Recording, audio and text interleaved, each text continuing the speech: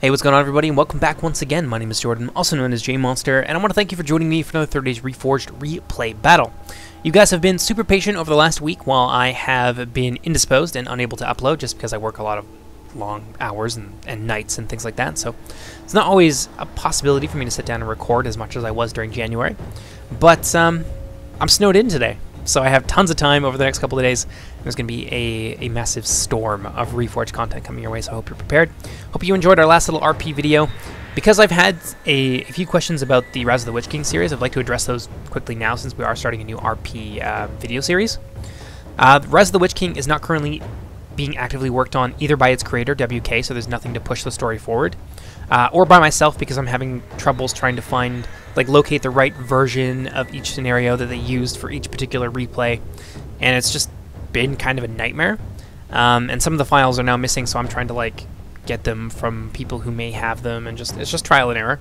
So for the time being, it's on the back burner. There's another RP series to take its place, however. Hope you guys are going to enjoy that. Couple things about this matchup. One, and probably most importantly, is that it's on a new map. A brand new map that I made myself, and it's part of a tug-of-war event. So just briefly, the tug-of-war event is going to be coming out in 0.97.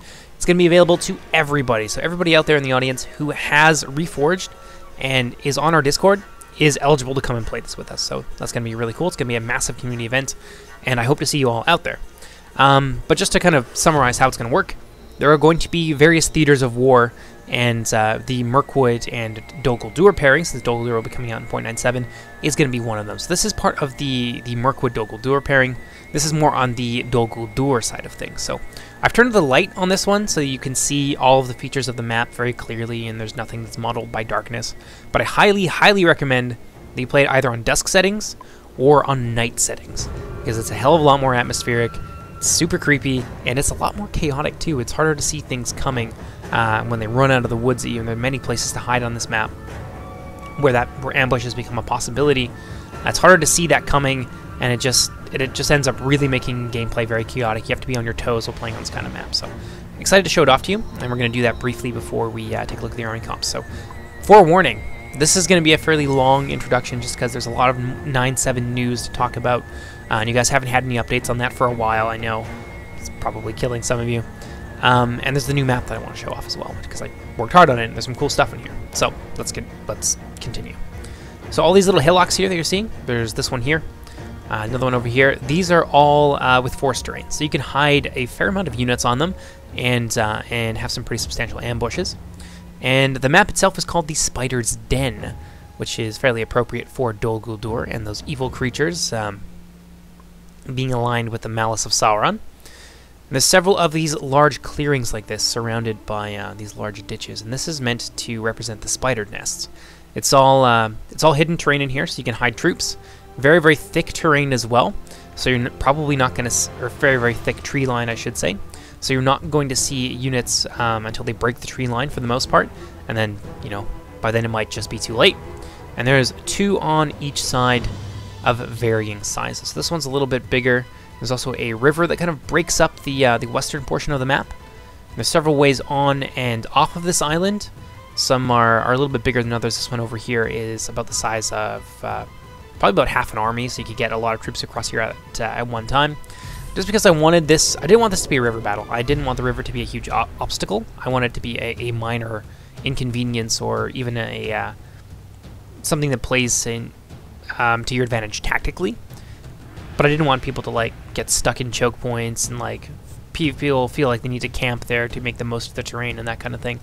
I didn't want that. I wanted it to be fluid, so a lot of these are very, very open. But yeah, that should pretty well do it for the map. Like I said, there's a lot of these spider growers right here. You saw another one right there. And it just makes for an interesting kind of ambush setting. Finally, in the center, there's this overgrown elven village, which has obviously been neglected for many years as the elves are driven out of the region. And it just kind of breaks up the middle of the map, and it funnels people into areas here. But there's also hills and stuff. There's a lot of possibility for tactics and stuff inside of the village even. And once you get into the center, it's fairly open as well. There's lots of ways in and out, so cavalry becomes a thing. Flanking becomes important. All in all, it's probably one of the favorite maps that I've ever made. But in any case, that does it for the map. Let's take a look at the army comps here, and I'll talk a little bit about the changes that are coming to Mirkwood, in particular in 0.9, at least in this build of 0.97, and some of the things that we're experimenting with, just because there's a lot. And I want to discuss that, and I want to get people's feedback on it and that sort of thing. So anyway, Mirkwood army here being commanded by myself. I've got a couple units of the Orc Hunters of Emendwir who have not really undergone any significant changes. Forest Wardens, I've got 4 of them. 4 Woodland Realm Axemen as well. Cinder of the Girdle have changed a little bit. They were given a minor shield bonus of about 6. I would guess really more of an average shield bonus of about 6. In anticipation for them getting a shield, like a proper shield, sort of similar to what the Hiri, like the Hiri neck and the Hiri Alth use and that sort of thing. Since they haven't got it, I've removed that and increased their armor by 1. So now both of the Mirkwood bodyguards, the Cinder of the Girdle and the Bow bodyguard, whose name I don't recall, have 10 armor, and that's about as high as Mirkwood gets, and it's on 2 of their most top tier units. So Mirkwood a little bit more lightly armored, but the Cinder of the Girdle, they're going to be a little bit more vulnerable to arrows, at least in this build, than they were previously, because of course not having a shield is infinitely worse than having a shield, even if their armor has gone up slightly. Out in front here, got some Remnant of Amon Lank, probably one of my favorite units. I love how versatile they are. A little bit less ammunition, but they are more accurate, they do more damage, and once they pull out those two-handed axes, they are absolutely monstrous in melee. Extremely powerful, but low in number and quite expensive, and of course, potentially vulnerable to being shot down by arrows with only 8 armor. In the back here, I've got my Ents. Ents have been nerfed just a little bit. I think they went from 9 armor to 12. And a lot of units like the Ents, or like the Witchers, or Dragon Wrath crossbows, units like that, have had their red prices increase substantially just because people bringing, like, say, 2 Blacklock Engineers, for example, it's a bit of a ridiculous combo, and it's really difficult to deal with, and it just ends up being like a total nightmare, because you'll have like this still fairly competent dwarven force because it wasn't too expensive to bring 2 Blacklocks. It was fairly expensive, but not expensive enough. And then you have like a fairly competent infantry force, and then this monstrous like death squad of crossbows, and so units like that have had their red price increased by quite a substantial amount. So you're probably not going to be able to afford more than one of them if you're playing on our recommended budget settings. If you're playing with like 100 million gold, then obviously you're not going to give a shit. But for most people playing on the recommended developer like tested settings, you're only going to be able to get one of those kinds of units. Got a couple other units here. One of Forest Warden, one of my my Woodland Realm Axemen, and they're going to be more like a flanking force or support for my front line. My front line is going to consist of 2 companies of Hiri Ek, one on either wing. My center here is going to consist of 2 units of Forest Wardens, and they're going to be backed up by the Hiri Alth. And now I'd like to mention a little bit about the Hiri Alth. I'm sure many of you have seen the Desolation of Smaug, and you've seen the bit with like Thranduil's Palace. And many of you, I'm sure, are familiar with the soldiers within Thranduil's Palace. They have like that weird shaped kind of hat and like the mask and like this big helmet that like drapes this like very long and elegant mail down onto their shoulders. The Hiri units will be getting that as an armor upgrade. I don't have it to show you in this build, unfortunately, not yet. But a very talented modder named Leo, who's been around forever, and I think he was on the original 3rd Age team, released models that were very, very reminiscent of those. Almost like amazing. So we've got his permission to kind of take them a little bit and remodel them slightly and maybe do a couple fixes on them. So once those are ready, then I can release those to you, and they're friggin' phenomenal. I can't wait to show them to you guys, so get hyped. I've got a couple units here of Sylvan Patrol. So I'd like to say that my army is pretty interesting because it is a rush army, but it's a rush army with support. So I've got 3 cavalry. I'm not like full infantry. I've got 3 units of archers. One of them is a little bit more melee focused, but nonetheless, there's 3 of them. I've got Ents. I've got strong pushing units in the form of my Forest Wardens, so I can use my spears to shield wall push, and I've got some pretty decent infantry to back them up as well. So it's a pretty cool army, one that I'm fairly proud of, and you'll see how it performs in the battle today. Let's move on now to my ally. Not really many changes for Dolan, so we'll start to move a little bit faster from this point on. Thorn has brought 2 units of the Mech Thorn, by the way, commanding Dolan. He's brought 2 units of the Marksmen of Tirthair, 1, 2, and his general is going to be in one of these. I do believe. Nope. Oh, maybe I was incorrect. He's also brought a pretty solid Dolan Phalanx, a little bit smaller. just because he's invested so much into other support units, but he's got 3 units of the Dolan men-at-arms, fully upgraded, and I believe 3 units of the Dornernal pikemen as well, fully upgraded. So a very tanky phalanx, well-armored, well-shielded. Thorn's also brought some Haven Knights here, looking a little bit dirty, and I know people keep mentioning the weather effects. Yes, we are going to change them so that your units don't get dirty immediately. What will likely happen, I think, is that the weather effects will be confined to battle, so the same way that blood effects are confined to battle. So you can turn them off by turning off the version 2 shader. If you really, really hate them, you'll also turn off blood effects at the same time, so you can, you know, kind of kill 2 birds with 1 stone if you really don't like your models being dirty.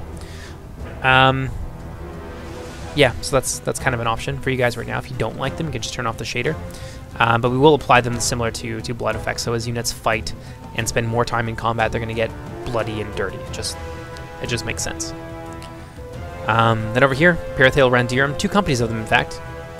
A new addition to Dolan Amroth, Horse Archers, and they don't have any debuffs against cavalry as most Horse Archers tend to do, so that's kind of a unique feature of that unit.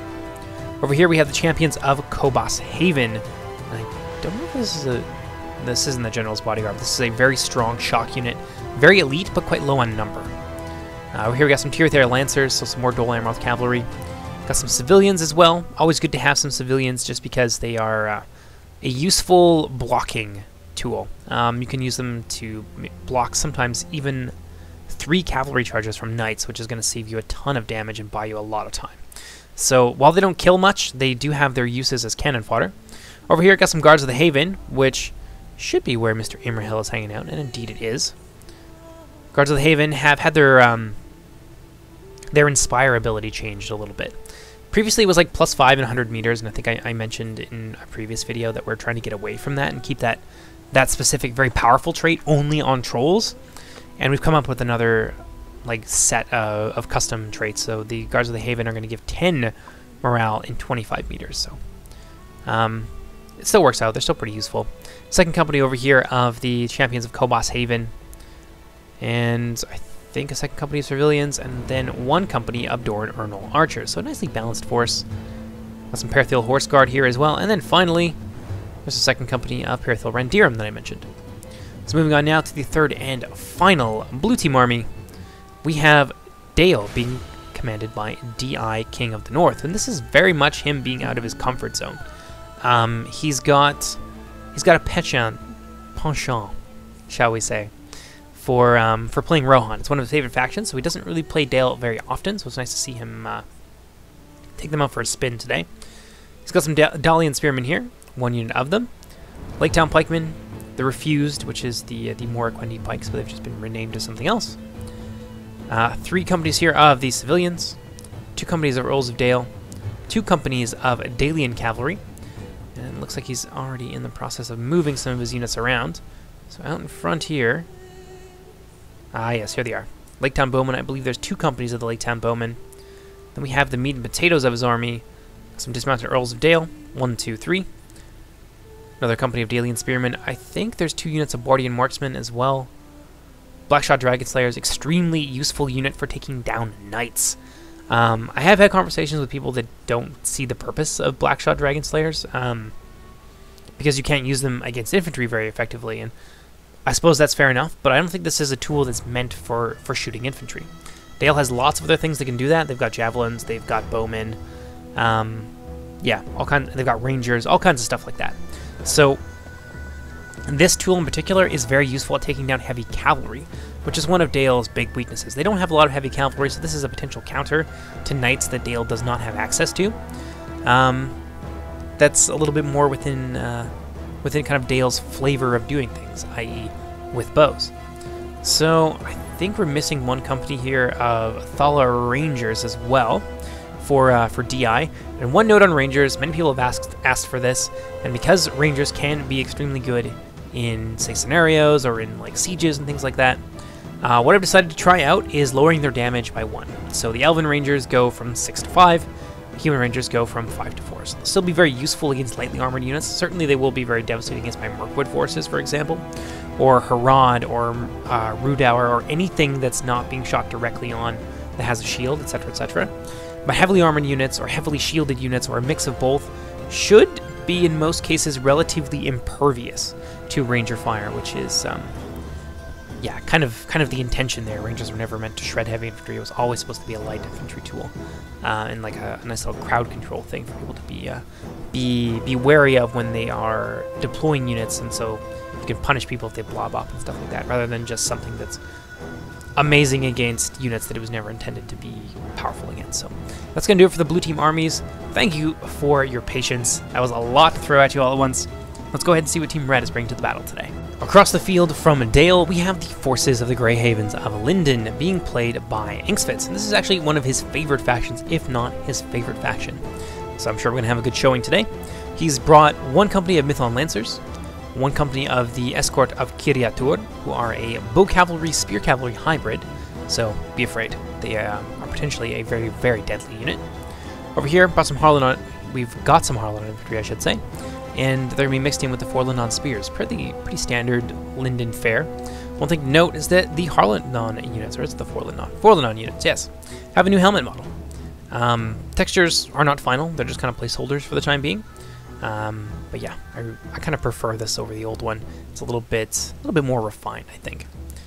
Over here, we got some 4 Linden Marines. I believe there's 2 companies of them. More long spears. There's a second company, 4 Linden Marines. Some Mython Marines as well. Mython Nobles, an interesting unit. The chariots are extremely deadly, and the nobles themselves have the throne trait with their javelins, so they're actually quite useful for taking down elephant class units, including the mighty Mumakil. So potentially the bane of any Herodrum army on the field. Also very good for smashing lines and running basically horizontal charges down lines and absolutely devastating armies in their wake. Got some Harlan Infantry, some 4 Linden Archers, 2 companies of them. I think that's just about it for Inksfits' army, at least from what I can see. So let's pop on over here to the central red team army. That's going to be commanded by Sin of the Dark Cloud, playing as Omar. Again, his favorite faction. Everyone has picked a faction that either they already love or that they're interested in trying out. So, going to be a fun battle. Beliger Footmen. Quite a lot of Beliger Footmen. And of course we have the Phalanx, Alcaron-S Legion backing up Corsair Pikemen. Beliger Archers in the back. Another company here of the Beliger Footmen. What you can't see is that there is at least one company of Corsair Crossbows. There are also some Rangers of Castamere. And actually, I forgot to mention, the Rangers had their damage decreased, as I told you already. But what I didn't tell you is that they had their melee defense and their melee attack increased by 1. So they'll be a little bit more formidable in close quarters. They already were pretty decent, but now they're just a little bit better. Over here, got some Corsair Blackguards, no longer able to hide everywhere, unfortunately for them. But they have, again, been increased in melee, which is a little bit more in keeping with Umbar's flavor as a close quarters powerhouse. And I think there's just the one unit. I could be wrong. They might be hiding another one somewhere. Sin's also brought 1 unit of Warlords of Umbar, 1 unit of the Alcaron-S Faithful, and 1 company of the Numenorian Lancers. Very limited, but nonetheless formidable cavalry resources here on the part of Umbar. A little bit more like the Numenorian nation, but also available in 0.97 that they emulate so closely. And then we've got the army of Dreezy, which is split into 2 distinct wings. He's going to be playing as the Easterlings. Easterlings got some nice buffs in this patch. There's some fairly key units. Their elites got a lot better. Some of their elites were kind of flagging behind everybody else. What else happened? Their Shadow Guard units got a little bit extra melee defense, so they're now up to 10, and they can hide everywhere with their 7 armor, so they're not bad at all. But in any case, Dreezy is bringing Eastron Guard, at least 2 companies of them. 1 company of Variag Mercenaries here.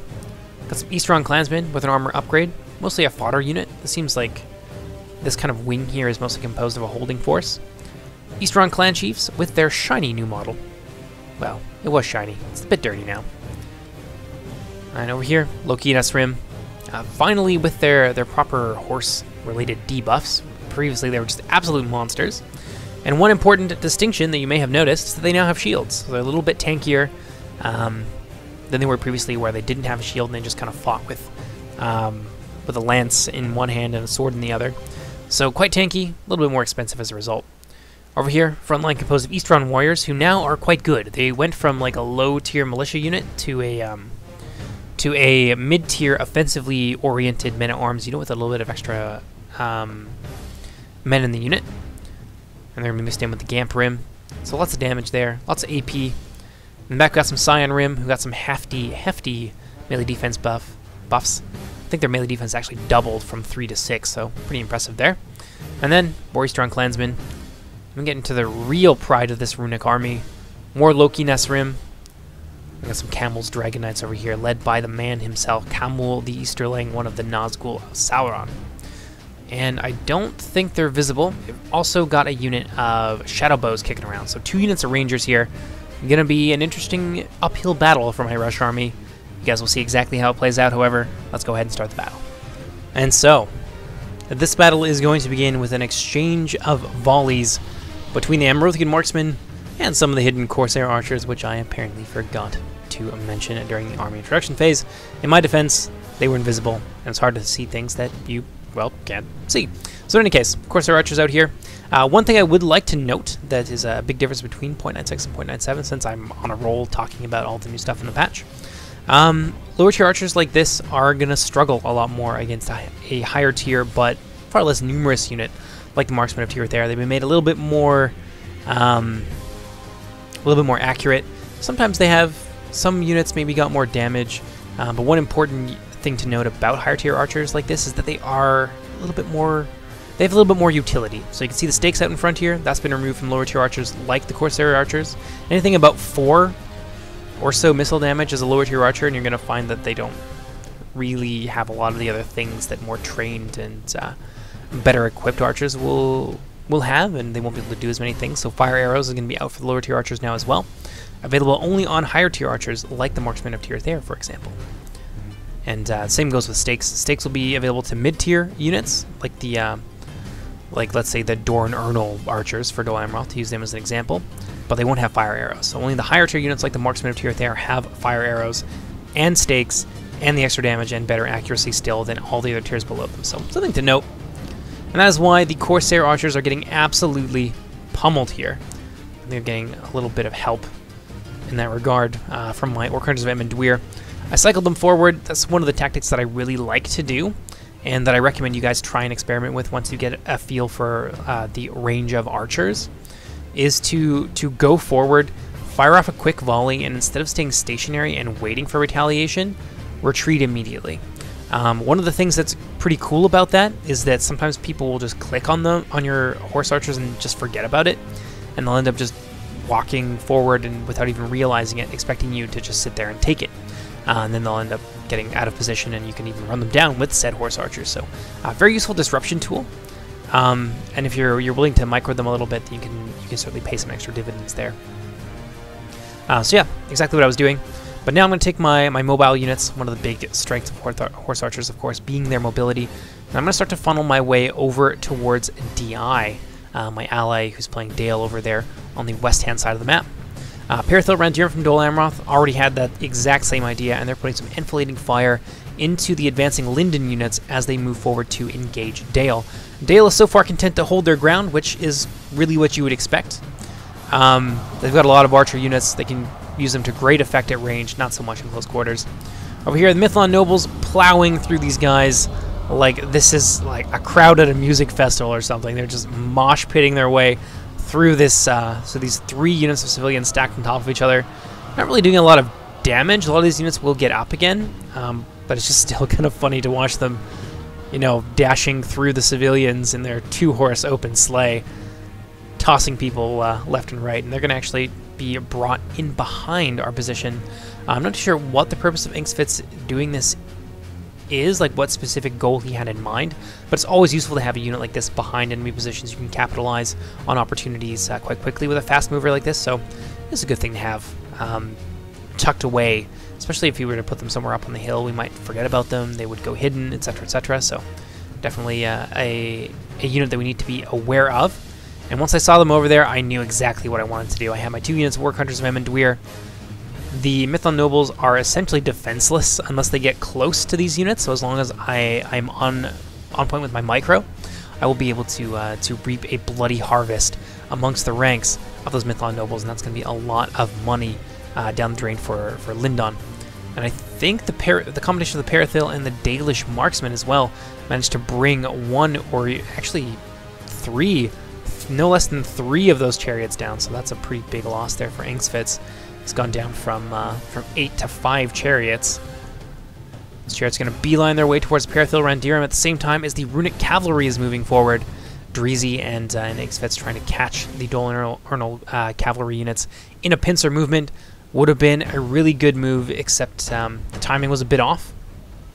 And Thorn and I were communicating on voice, so we were able to see it coming, and Thorn was able to get out of there for the most part, except for some of the chariots that managed to catch up with the Parathil Randirum here, so they will take a fair amount of damage in this exchange. At least there's a second company, but it does relieve the pressure on Linden somewhat and allow them to advance if they so choose. At least now their wing is secure, at least from the Parathil Randirum. My units, however, have arrived on site. Starting to take some pot shots at those Mythlon nobles. Another one of them is going to go down. And these chariots are going to find themselves severely mauled. There's another, down now to 3 chariots from the 8 that they had previously. Ax-Wielding is going to try a different tack, try and get out of there as quickly as possible. You can see that, I want to say very accurate, but like for Medieval 2, fairly accurate bow fire. Especially against units that are what's the word I'm looking for? They're not very closely packed. Mythlon nobles will be able to escape destruction, at least for the time being. Escort of Kiriatur was potentially being brought across to our side of things in the event that maybe Rune wanted to be extra aggressive with their cavalry, maybe try and push Dale, maybe even try to come in around the Dalish position while the Elves of Lindon push against them. There's a lot of options here for them, but it seems like things maybe have bogged down a little bit. So with Lindon is going to withdraw their cavalry support, and instead they've got some problems over here with the Dalian cavalry, who ran down their poor four Lindon archers while the escort of Kiriatur were sorely missed. And now there's something big and ugly about to happen on the other side. Rune has actually, this is something I think we need to mention before we get into that big charge over there. Rune has actually been bringing over a lot of reinforcements here as well, which is probably why they decided to hold their ground with their cavalry. Looks like they're going to try and double team poor old DI, who's isolated over there, and the only help that we can really offer him is a few companies of our fast-moving horse archer units. So DI is going to be in a pretty tough position very, very shortly, but that does, of course, leave Rune a little bit undermanned. You can see that I've gotten fairly ahead of my ally, but again, this was my strategy all along with this particular Mirkwood build. I wanted to get in the close quarters. I wanted to get in where the high damage and the high melee defense of the Mirkwood units is going to count for something. And right now, we are hacking our way through the ranks of the Eastron Guard. It says that they're winning, but honestly, expect my spearmen and the reinforcements here of Hirialth and all these other things to start to take a toll. The Ents over here as well, supported, pardon me, by a line of Hirialth spearmen charging forward and some Mirkwood Forest Wardens. And without the rest of their army, this wing here, the right wing of the Umbar army is going to be extremely vulnerable. Sin in the Dark Cloud, of course, bringing forward a contingent of his cavalry, in fact, all of them, to try and deal with this massive thrust from the blue team. Numenorean Lancers looking to exploit a gap in our lines here. Luckily for me, I've kept some units in reserve, got some Forest Wardens there. I've got some more Forest Wardens over here. And I'm going to try and use them to zone out the enemy cavalry. They're going to make it through the gap. But the Dolan Amroth forces are pushing forward, so they're not going to be able to easily come behind me. They're going to need to contend with an entire Dolan Amroth army that's moving its way forward. And it seems like the Numenorean Lancers are going to try and claim the lives of some of the Dolan Amroth units as they begin to very quickly advance out of formation. Especially these advanced companies here, the Athellan Men Arms would be particularly vulnerable against the Numenorean Lancer charge, and it looks like one of them is going to suffer a big charge. Over here, one thing to note, my Sindar of the Girdle were brought into this forested area, and they were attacked by some of the Eastron Spear Cav, but I brought in some Forest Wardens, and they are very quickly going to be driven back. But let's get on over here. Oh man, those poor Athellan Men Arms, losing about half of their unit strength. Yeah, nearly about. The Numenorean Lancers are going to be driven back in a hail of bow fire, both from the Dolan Amroth forces and, of course, from my Sylvan Patrol, which are nearby.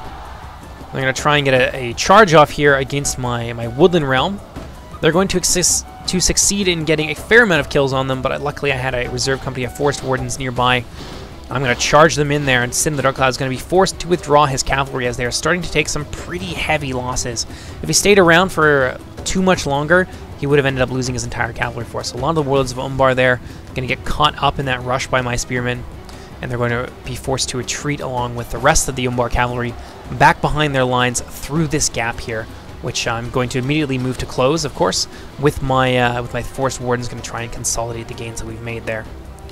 Meanwhile, on the front lines against Dreezy, the Eastron forces have evaporated. This was not a fight that they were equipped to win.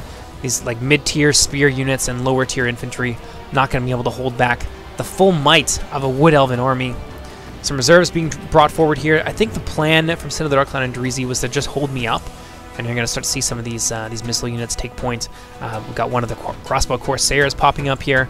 Campbell Shadow Bows as well, another company of crossbow Corsairs. So they're just going to try and bog us down in unit after unit of chaff infantry that they're not expecting to win these fights, but they're going to hold us up long enough for those missiles to really do their work. So this is a tough situation for my Mirkwood units to be in. Luckily, we do have fairly substantial shield value, so we're not going to just completely melt under that arrow fire. But yeah, all across Dreezy's line here, these units are being swept away. These Belgier footmen getting caught out by several units of Elven infantry, very much on the verge of routing. I'm rushing some of my units in to try and create chaos behind Umbar and what remains of Dreezy's position. And certainly I want to try and shut down some of these missile units because they are, of course, a very big problem for my lightly armored infantry. Woods of Umbar and some Alcarandas faithful. Almost getting a charge from my Hirielth. Very mercenaries, however, blocking for them. I've got a unit of spears coming forward to try and zone these guys out so they don't run down my Hirielth. And all across the line now, chaos is erupting as Dol Amroth has reached the front lines of Umbar. It's going to be a tough fight. Alcarandas faithful mixed in there with the Corsair pikemen will certainly do well, but the men of Dol Amroth are very well armored and well trained. This is going to be a hell of a fight. Haven Guard already fighting on the front lines against the Alcarandas Legion. That is going to spearhead a very difficult to stop Dol Amroth assault. Let's pop across the way here.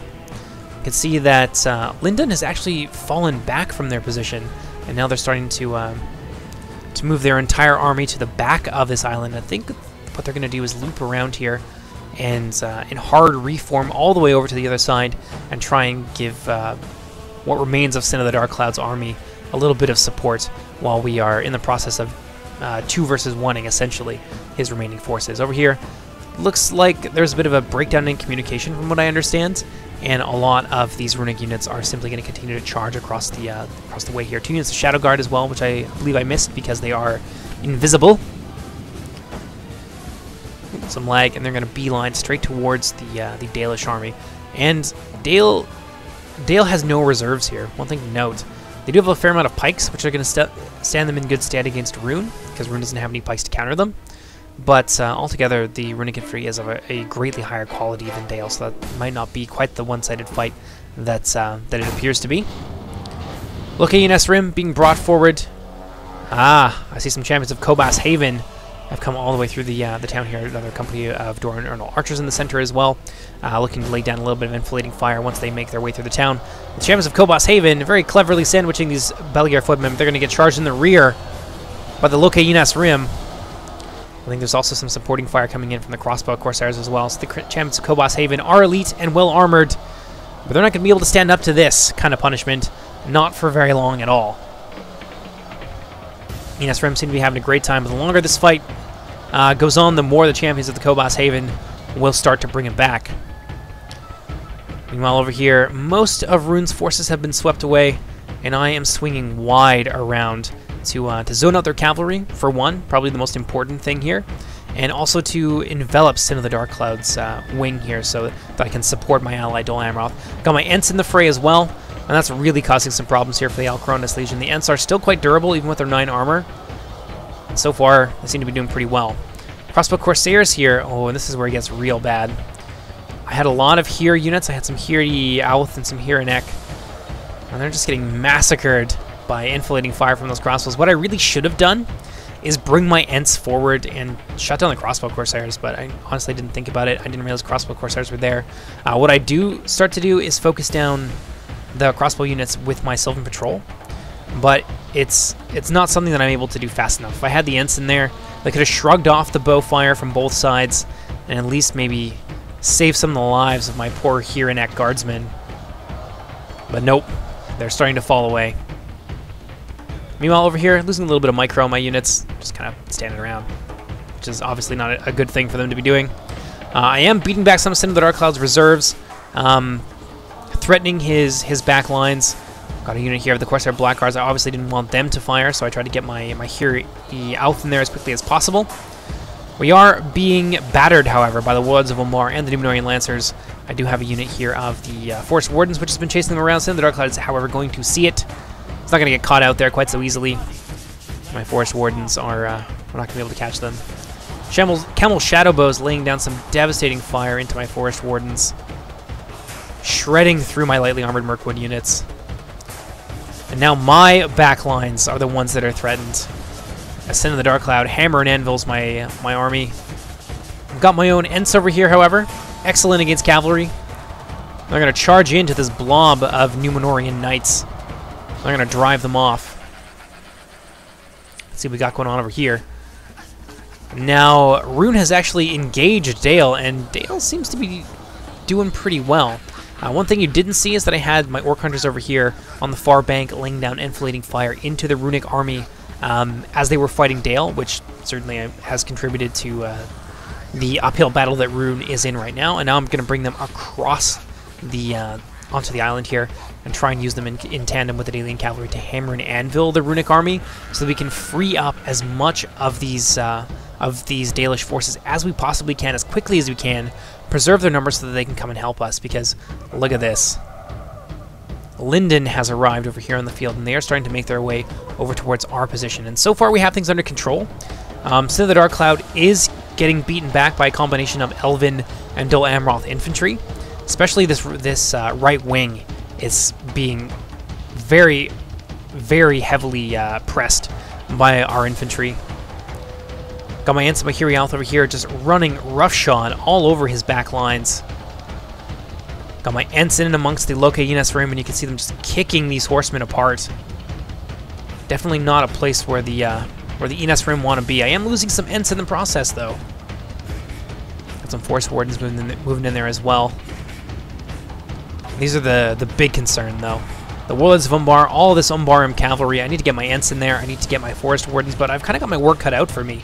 There are crossbow Corsairs that I could use, or that I could target and try and run down, but the cavalry is also an equally devastating menace, and I think the cavalry is more likely to kill me quickly, so that's kind of why I was focusing on them instead of going after the crossbows.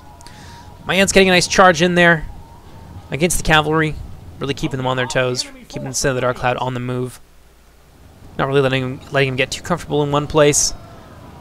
And over here, the Corsair Blackguards have been beaten by a line of my infantry, and we're able to just continuously drive them back across the plain. But they're running into the arms of the reinforcements, so now we're in a little bit of trouble ourselves. Luckily, the timing is pretty good for us. A lot of our units have been quite successful against Sin of the Dark Cloud's army. Really, the only stout Umbar resistance is on Sin of the Dark Cloud's left wing, and that is, luckily for him, going to be where the Linden forces arrive first. Over here, Haven Knights from Dol Amroth have been sent to try and delay the arrival of Linden, and they're hacking apart these escort of Kyria Tower. They're going to have no problem doing that. They'd have no problem with these Lancers here either. What do we see? What do we got? Bellier Footmen have somehow managed to make it in behind our lines. Civilians being drawn back towards the main body of the force. Hopefully they'll be used to defend the back lines here, because this is where Dol Amroth, I think, is going to be at their most vulnerable. Ooh, we got some Lindon missile fire coming in as well. Full Lindon Marines tossing their javelin payloads, and now Thorn is going to be in a lot of trouble. A third army on the field was perhaps a little bit too much for us to deal with. Mython Lancers are running down the civilians. Looks like there's some Doran Urnal archers in the center that are laying down some pressure onto the Mython Lancers. If they could shoot them in the back, they'll do very well. Only 6 armor of the Mython Lancers, I guess, compared to the 5 missile damage of the Doran Urnal archers. So over here, Champions of Kobus Haven that weren't completely destroyed. And over on this end, we have utterly defeated rest of Sin of the Darkcloud's army, so we're going to be able to finish off with Omar here. You can see the Corsair pikemen are being devoured after the Alcarona's Legion abandon their position and try and go after some of the backlines of Dolan Amroth, such as the 2 units here of the Tirthair Marksman. And on my side, I've run afoul of Linden in a big way.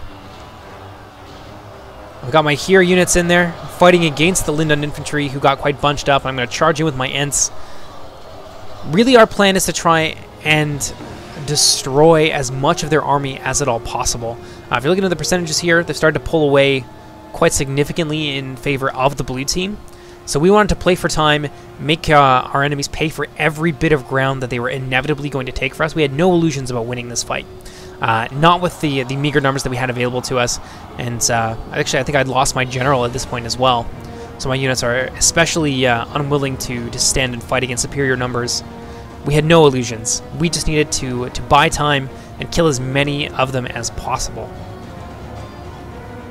We got my Forest Wardens. I was trying to shield my Ents and my other infantry that were over here from cavalry charges, which is why they're just kind of standing around dumbly.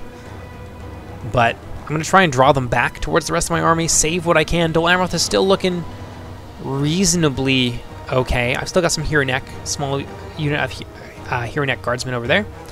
I've brought my Remnant of Amon-like forward, and we're just focusing down the some of the more vulnerable Linden units. Spears here in particular, these 4 long spears are going to be a target of ours. Mithlon Lancer's getting shot from behind by my Remnant of Amon-like. And we're just pulling that percentage bar as close towards us as possible before DI arrives, so that our enemies have no chance to present a united front against him with what remains of their ragged armies. Yeah, they'll on men-at-arms here, charging into battle against 4 long spears. Ooh, a javelin volley shredding its way through this very thin line of Amrothian infantry. And a lot of my infantry are in full retreat at this point, so I'm going to have to fall back on my reserve companies, that being my Remnant of Amon-like. Not a bad thing to have in your pocket for a late stage in this game. And my Sylvan Patrol, which I was having trouble getting to shoot in this. Definitely one of the mistakes that I made personally. I don't know if I mentioned this already, is that I didn't keep my archer companies close enough to my front line, so I wasn't really able to support them at some fairly critical moments, which is why one of these units have Sylvan Patrol. Yeah, they're kind of not in a good position. They're shooting at some of the wrong targets. Definitely screwed up there on my part. Remnant of Amon-like now out of ammunition. I'm going to bring forward my Hero Neck, who I was using to defend my Remnant. I'm trying to help my ally Amroth push. Over here against these Linden Elves. So far, Amroth has been victorious. They've got some champions in there. Got some nasty pike units. Well, this is where it starts to turn around. Frontline Marines have been brought to bear full ammunition. We have no answer to them. Nothing to threaten them. So they're going to be used to focus down this large blob of Amroth infantry. That's going to be Linden's general, however, that goes down,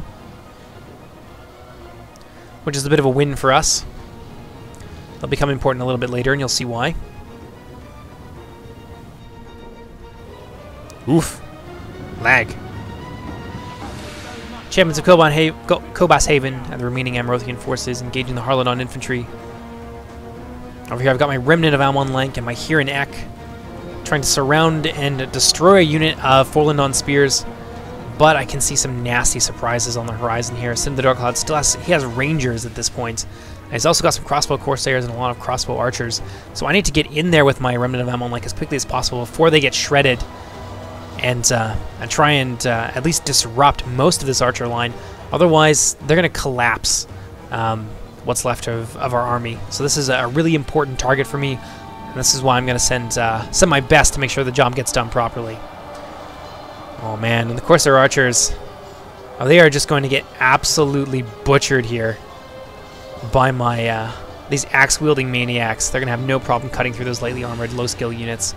Most of the Omar cavalry, I think, has been destroyed at this point. I think I was pretty good at zoning them out. Did a lot of damage to them, and consequently, a charge there from my Remnant of Amon-like is going to scythe down what remains of the Warlords of Omar and take the Omar general with them. And that really just leaves Linden, who has started to bring this fight back. Reinforcements pouring into this area have overwhelmed what remains of Dolan Amroth. Back here, Looks like there was some Alcaron-S Legion who were ultimately defeated by, I think, numbers and some reinforcements in the form of the Dornornal pikemen here. But Rune has arrived on scene now. Beautiful rear charge here into the marksmen of Tirith Air, who are beating the Harlan Infantry. And now that fight has turned around in a big way. I've still got some hope. I've got my Sylvan Patrol left, 2 companies of them, and I think I upgraded their damage as well, so they should be about 9 damage. So against the Forlorn Marines, they're going to do very well. I'm also bringing my Remnant of Ammon-like, my Remnant of Ammon-like, in behind the Forlorn Marines. Well, there goes Prince Imrahil of Dolan Roth. I'm going to bring my units into the rear of these Forlorn Marines. We're going to catch out a unit of 70 of them, rout them immediately, and destroy them. And this is where it gets really ugly. The Camel's Dragon Knights charging in to the rescue. Too late to save the Forlorn Marines.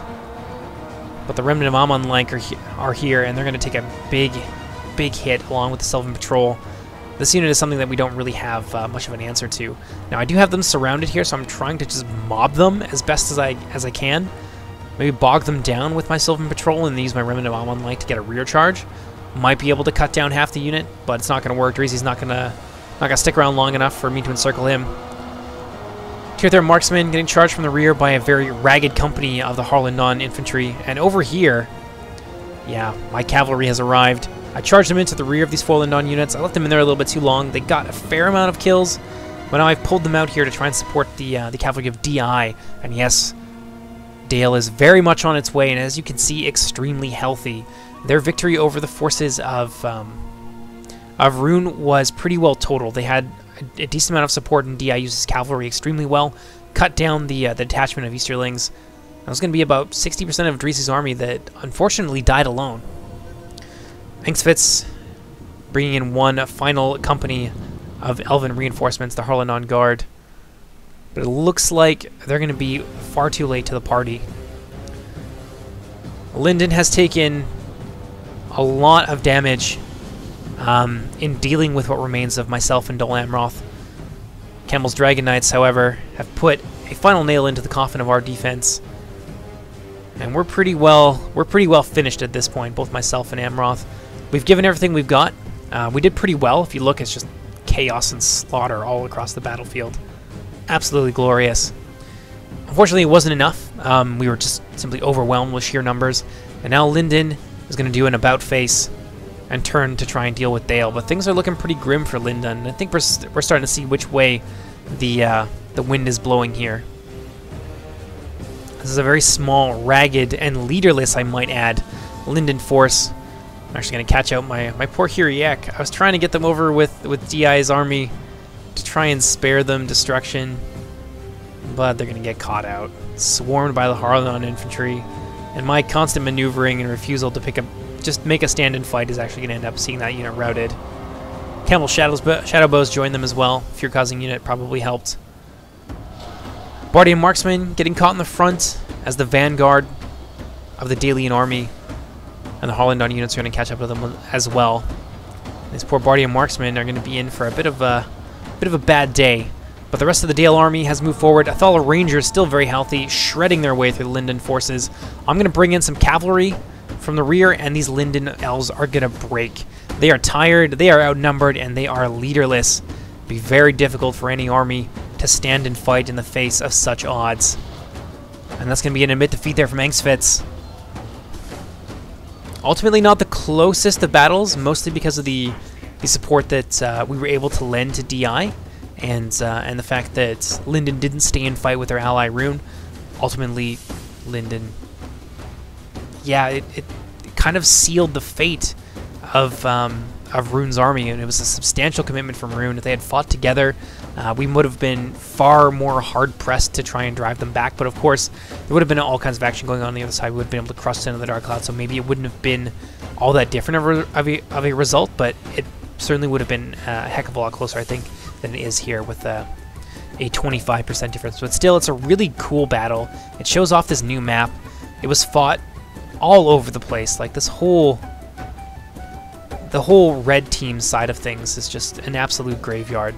Looks like we missed a little bit of a cavalry charge over here between some of the Enos Rim and the Earls of Dale, along with the Dragon Knights. Managed to sweep away a unit of Earls, but didn't destroy them completely because we saw them over here with Dale. There's one unit think there's another one around here as well. The only thing that's really left on the red team side of things is this tiny little unit of Kummel's Dragon Knights. I'm going to send my 2 remaining Orc Hunters charging after them. A small handful of the Guardians of the Haven, or the Haven Guard rather. Gonna charge in there against the Camel's Dragon Knights, but they're gonna get cut down. Reinforcements now, the Camel's Shadow Bows have moved in to support their lord. The Runic General getting a cheeky little charge here into the back of the Earls of Dale. And that small company of 5 of them is going to get caught out almost immediately and destroyed. But yeah, at least we know that that one company of Dalish Earls did survive that fight. Now Diaz is going to cut off all retreat while he begins to advance with elements of the rest of his army. At this point, I don't think Di was taking this engagement all that seriously, which is why he's not just swarming Dreezy's remaining forces. We had won. It was very clear that we had, so I think he was just playing around. Camel's Dragon Knights making a stand. Dreezy pulling them out before they get themselves routed. Shadow Bows did their best. Ultimately got cut down as well. And it's looking like this is going to be all she wrote. Camel's Dragon Knight's going to go for a little bit of spite here and try and wipe out what remains of the Dolan army. They're going to kill 3 out of 4, but this one Marksman of Tirthair is going to stand his ground. I think this is the sole survivor of the Dolan army. And the Dalish Earls are going to arrive on scene. And that's going to be the end of the Runic General. So 1 survivor from Dol Amroth. None of my elves are left. Oh, what do you know? He died. Oh, he's still there. 0 elves left from my Woodland Rush. But it did very well, as you can see. 1,900 kills. Yeah. Far and away, the almost as much as my 2 allies combined. So Mirkwood, I'm sure there are many people out there that are fretting. They're like, oh, you never should have nerfed Mirkwood. Obviously, Mirkwood can do very well in a tough situation. I was running into Rangers, 2 units of Rangers. I was running into missiles, and just proper use of my troops to zone out the cavalry, who are the real danger in that army, and while pursuing the elements that that pose sort of more of a secondary threat. It led me to being able to do very well with Mirkwood. So I don't want anyone to be down in the comment section lamenting Mirkwood as a faction. Like, you know, there's no need to press F to pay respects. They're still really good. It was a really good game by everybody involved. Obviously, there were some communication issues on the side of Rune and Linden. Otherwise, I'm sure they would have supported each other very well. Inksfits and Dreezy are both very good, very veteran players, so probably just a little bit of a miscommunication there. But yeah, I hope you guys enjoyed this, and I hope you're going to enjoy everything that's coming up next. Take care, everybody.